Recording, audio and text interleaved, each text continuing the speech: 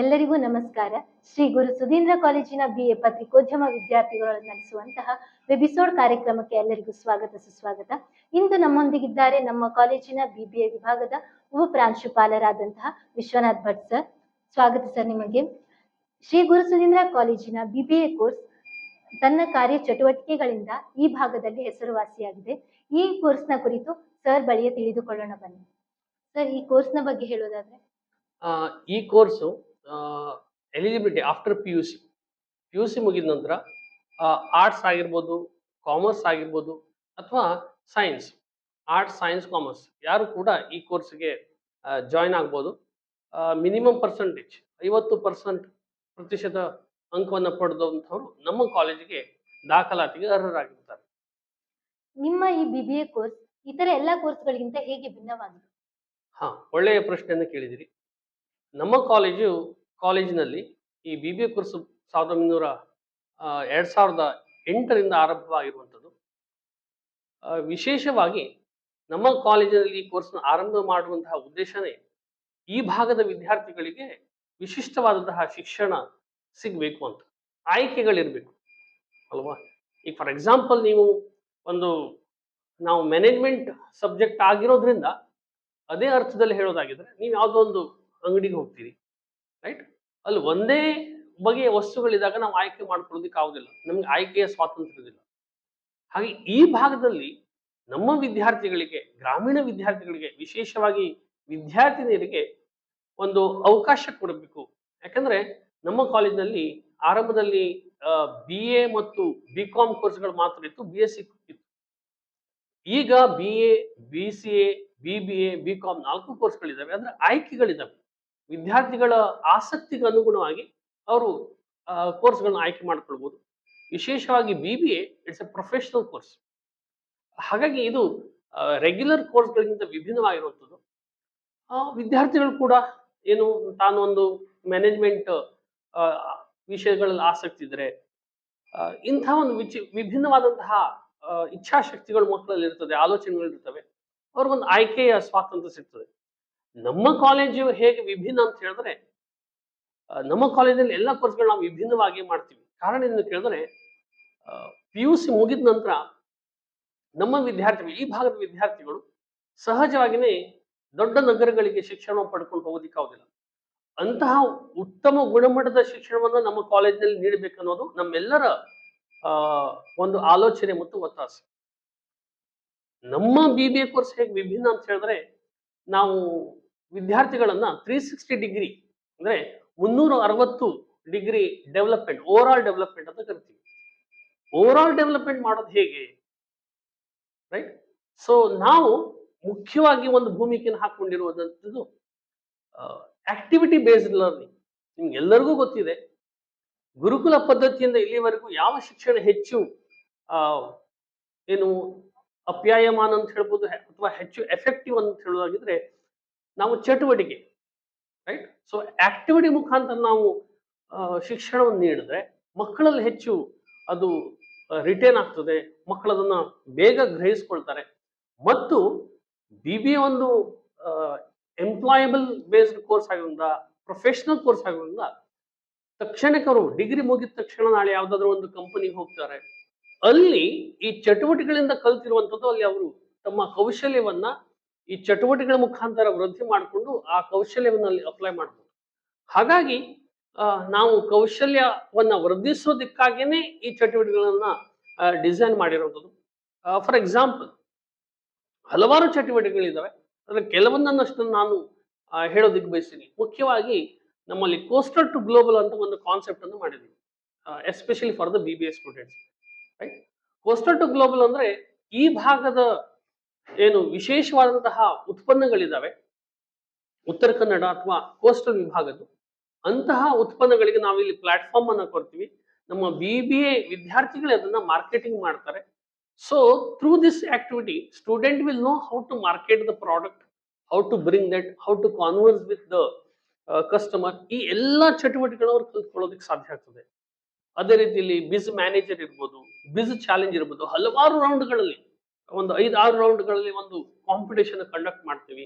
ವಿದ್ಯಾರ್ಥಿಗಳಿಗೆ ಈ ಚಾಲೆಂಜ್ ಅನ್ನ ಫೇಸ್ ಮಾಡುವಂತ ಒಂದು ಶಕ್ತಿ ಇದರಿಂದ ಹೊರಹೊಮ್ಮುತ್ತದೆ. ಹಾಗೇನೆ ಬಿಸ್ ಡಾಕ್ಯುಮೆಂಟರಿ ಮಾಡಿದೀವಿ.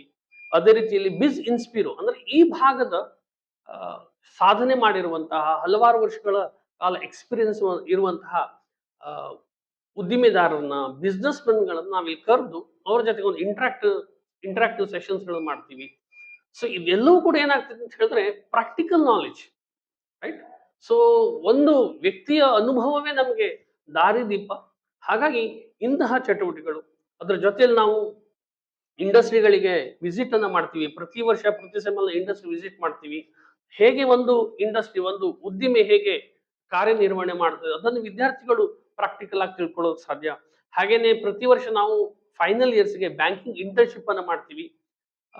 ಒಂದು ದಿನ ವಿದ್ಯಾರ್ಥಿಗಳು ಬ್ಯಾಂಕಲ್ಲೇ ತಮ್ಮ ದಿನವನ್ನ ಕಳೀತಾರೆ. ಸೊ ಅಲ್ಲಿ ಒಂದು ಬ್ಯಾಂಕಿಂಗ್ ಸಿಸ್ಟಮ್ ಹೇಗೆ ವರ್ಕ್ ಆಗ್ತದೆ ಅಂತ ತಿಳ್ಕೊಳ್ಳೋಕೆ ಸಾಧ್ಯ.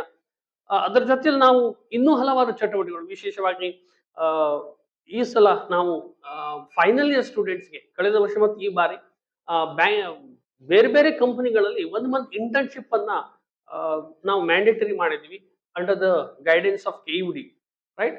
ಸೊ ಇದರಿಂದ ಒಟ್ಟಾರೆಯಾಗಿ ಒಂದು ವಿದ್ಯಾರ್ಥಿ, ನಮ್ಮ ಕಾಲೇಜಲ್ಲಿ ಬಂದಂತಹ ವಿದ್ಯಾರ್ಥಿ BBA ಕೋರ್ಸ್ ಮಾಡ್ಕೊಂಡು ಹೋದ ನಂತರ he should be perfect in all the means. ಅಂದ್ರೆ ಅವನ ಪ್ರಾಕ್ಟಿಕಲ್ ನಾಲೆಜ್ ಇದೆಯಲ್ಲ ಅದು ಹೆಚ್ಚು ಸ್ಟ್ರಾಂಗ್ ಆಗಿರುತ್ತದೆ. ಅದ್ರ ಮುಖಾಂತರವಾಗಿ ಆತ ಯಾವುದೇ ಭಾಗದಲ್ಲಿ ಇದ್ರೂ ಕೂಡ, ಯಾವುದೇ ಕ್ಷೇತ್ರವನ್ನು ಆತ ಆಯ್ಕೆ ಮಾಡಿಕೊಂಡ್ರು ಕೂಡ ಅಲ್ಲಿ ಅದನ್ನು ಧೈರ್ಯವಾಗಿ ಎದುರಿಸಬಹುದು ಅನ್ನೋದು ನಮ್ಮ ಒಂದು ಈ ಚಟುವಟಿಕೆಗಳ ಮುಖ್ಯ ಉದ್ದೇಶ. ನಮ್ಮ ಕಾಲೇಜಿನಲ್ಲಿ BBA ಆಯ್ಕೆ ಮಾಡಿಕೊಂಡಂತಹ ವಿದ್ಯಾರ್ಥಿಗಳಿಗೆ ಯಾವೆಲ್ಲ ರೀತಿಯಾದಂತಹ ಪ್ಲೇಸ್ಮೆಂಟ್ ಅವಕಾಶಗಳನ್ನು ನೀಡಲಾಗ್ತದೆ? ಪ್ಲೇಸ್ಮೆಂಟ್ ಅಂತ ಬಂದಾಗ ಇಲ್ಲಿ ಮುಖ್ಯವಾಗಿ BBA ಅಂತ ಹೇಳಿದ್ರೆ ಕೇವಲ ಪ್ಲೇಸ್ಮೆಂಟ್ ಒಂದೇ ಅಲ್ಲ. What are the options after degree?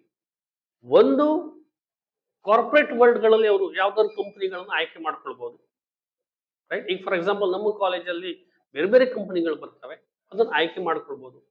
Otherwise competitive exam, ಸರ್ಕಾರ ನಡೆಸಿದ ಬೇರೆ ಬೇರೆ ಇಲಾಖೆಯ ಕಾಂಪಿಟೇಟಿವ್ ಎಕ್ಸಾಮ್ಸ್ ಗಳನ್ನ ಅವರು ಎದುರಿಸಿಕೊಂಡು ಅದನ್ನ ಸರ್ಕಾರಿ ವಲಯಗಳಲ್ಲಿ, ಸರ್ಕಾರಿ ಸ್ವಾಮ್ಯ ಸಂಸ್ಥೆಗಳಲ್ಲಿ ಅವರು ಕೆಲಸವನ್ನು ತೆಗೆದುಕೊಳ್ಬಹುದು.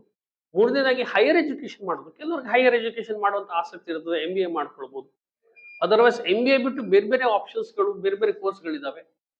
MBA ದಲ್ಲೇನೆ ಹಲವಾರು ಸ್ಪೆಷಲೈಸೇಷನ್ಸ್ ಇದೆ. ಫಿನಾನ್ಸ್ ಆಗಿರ್ಬೋದು, HR ಆಗಿರ್ಬೋದು, ಮಾರ್ಕೆಟಿಂಗ್ ಆಗಿರ್ಬೋದು, ಲಾಜಿಸ್ಟಿಕ್ ಆಗಿರ್ಬೋದು, ಈಗ ಹಲವಾರು ಆಯ್ಕೆಗಳಿದಾವೆ. ಅದರ ಜೊತೆಯಲ್ಲಿ ನಾವು BBA ಮಾಡ್ತಾನೆ CA, CMA, CS ಈ ಕೋರ್ಸ್ ಅನ್ನು ಕೂಡ ಮಾಡಿಕೊಂಡು ಆಸಕ್ತಿ ಇದ್ರು ಅದನ್ನು ತೆಗೆದುಕೊಳ್ಬಹುದು. ಅದರ ಜೊತೆಯಲ್ಲಿ ಬಹುಮುಖ್ಯವಾಗಿ ಯಾರಿಗೆಲ್ಲ ನಾನು ಒಂದು ಉದ್ದಿಮೆಯನ್ನು ಆರಂಭ ಮಾಡಬೇಕು, ಈಗಿನ ಸನ್ನಿವೇಶದಲ್ಲಿ ನಮ್ಮಲ್ಲಿ ಸ್ಟಾರ್ಟ್ಅಪ್ ಆಗಿರ್ಬೋದು, ಯೂನಿಕಾರ್ನ್ ಆಗಿರ್ಬೋದು, ತುಂಬಾ ಪ್ರಖ್ಯಾತಿನ ಪಡೀತಾ ಇದೆ.